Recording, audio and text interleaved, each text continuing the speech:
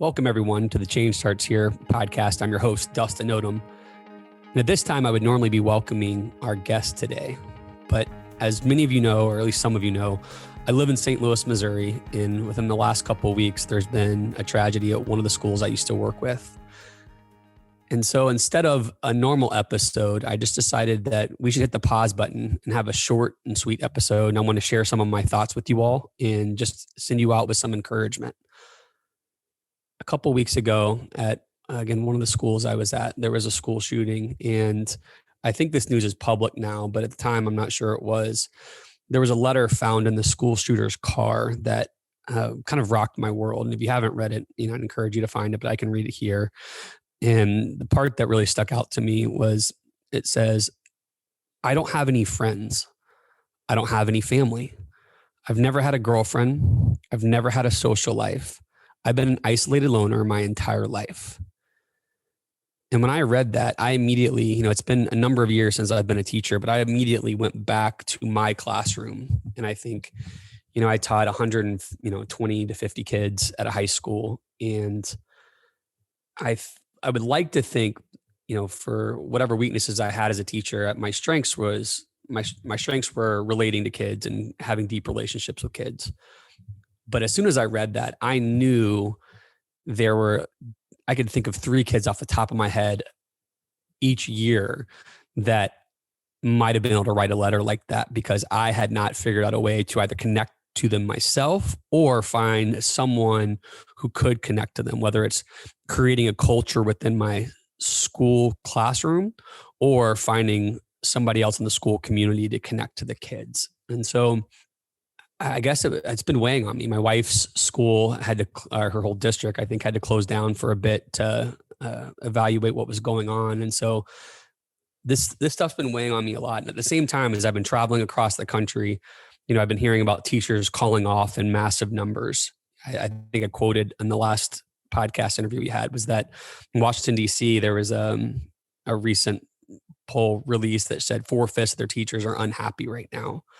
And we all know kids are struggling mightily right now, academically and behaviorally. And so it's just a tough time. It's a tough time for everybody here who's listening, no matter if you're a current leader or not. And I just wanted to give some encouragement about things that we can do right now to love and serve the people around us as best as humanly possible. And so the first thing I just want to share is this is high level. Everything else will be more practical, but high level, I come back to, if you have a mission statement, I would just encourage you to get that in front of you every day. If you don't have a mission statement, I would encourage you to really grapple with that. I told in one of the episodes, I'm sure I told you all that I built my mission statement back my junior, almost senior year of college.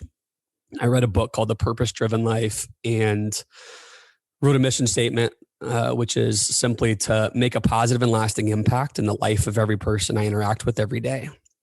And the goal of that mission statement was to just kind of set a true north of how I was going to love and serve people and to make sure that that mission statement wasn't defined by a particular career or a season of life. That's something that every day I could wake up and be intentional about. And I mean, if you guys are watching on video, you can see my 3 kids behind me. As you know, I've got young kids and a busy schedule and a wife who is just amazing, crazy busy schedule. So it's tough to live in that space some days. Honestly, you feel like you're in a very reactive state, but the power of having that true north to come back to and think about how I was designed and what the impact and legacy is I want to leave on people every day helps me get out of so many ruts that I face that I just can't start with any practical advice without encouraging you to take time to build out your own mission statement.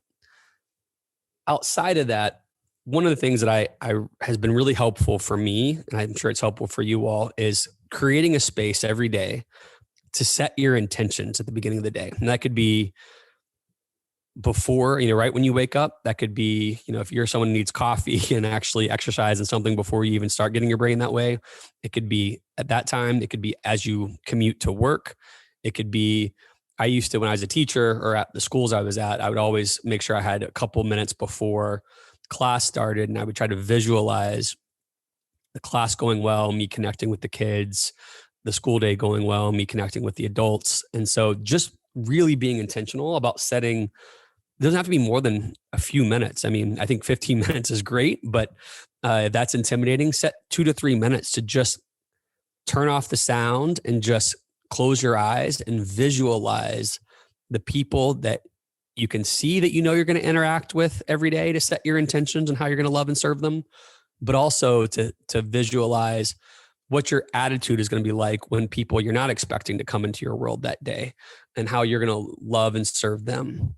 The second thing that I would encourage you is a good friend of mine taught me this a number of years ago. I don't know if I've ever been nearly as good as him, but you want to keep track of the people and the touch points of the people around you that you're, if you're a school leader or a district leader, I would encourage everyone to create some sort of sheet where you have the names of every person who's works with you, for you, around you, and then maybe the different types of touch points, whether it's a personalized conversation, it's a card that you can send them, it's a gift you can send them, it's a text you can send them, any of the different types of ways you want to communicate, and keep track with that. I remember when I first saw this from my buddy, I teased him because I thought it was too controlled. I felt like it didn't feel authentic when I first saw it. And I laugh at myself now because at that time, I don't think I had any kids. I might have had one.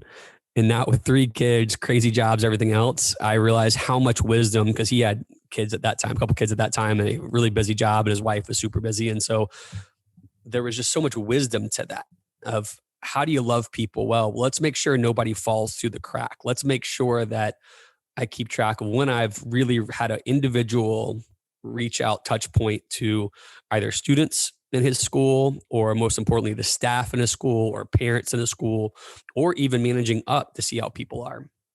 And so I would just encourage you all, if you don't have a system for thinking about the people that are in your care, whether you're a organizational leader, a classroom leader, or just a parent, and thinking about how have I poured into the people around me in different ways. My wife and I read a book, I think it's called 5 Love Languages, a while back, and we learned how different we are in terms of how we give and receive love.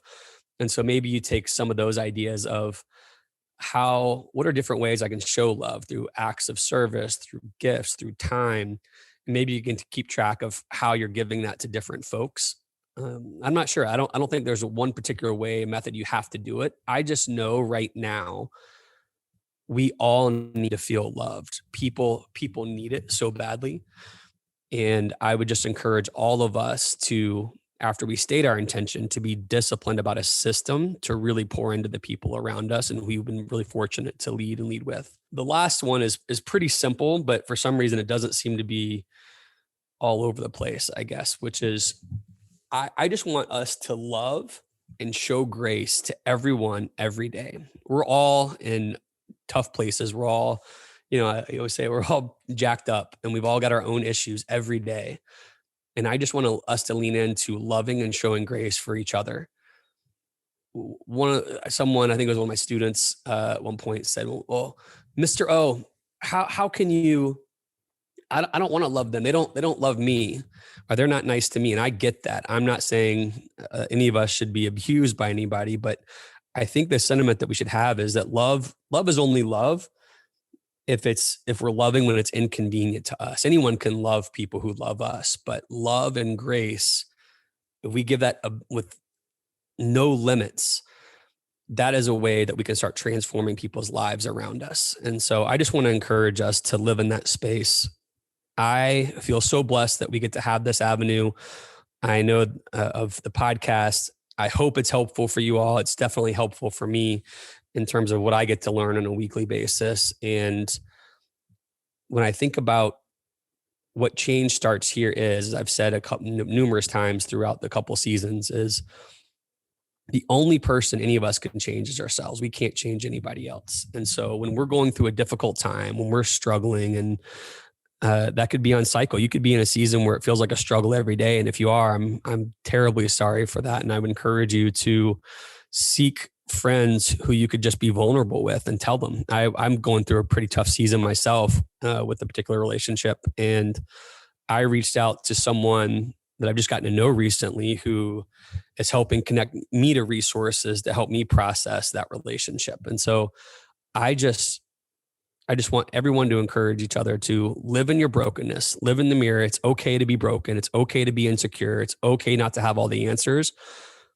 And for me, if you do that, there's strength in that. And look at everybody else around you with love and grace and belief. And I believe that, we will all get through these tough times. And back to the point of why we had this conversation, it kills me today to think that I could have had several students that have written that same letter that could have walked in our building and had the same thing happen to our school.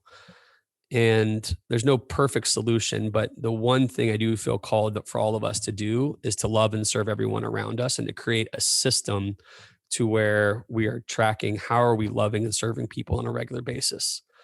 I hope this was helpful. I know it may have been a little bit all over the place. As you can probably tell, I'm a little bit emotional about this topic because it's impacted. The principal at the school is an amazing woman, and I can only imagine what's on her plate right now. And all of you who are listening, I'm sure have experienced either someone or something that's tragedy similar to this.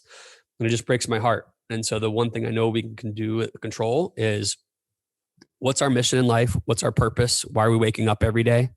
How can we set our intention every single day to love and serve the people around us? How can we create systems to make sure nobody falls through the crack? And how can we just constantly be thinking we want to show love and grace to everyone, not just the people who show it back to us, but to show it to everyone. And that will be infectious to change lives. I love you all. If there's someone in your life that needs to hear this, please share it with them. As always, if you're a subscriber, I appreciate so much your consistent support. If you haven't subscribed before, please subscribe. We appreciate all the support we can get, and we will see you next week. Thank you.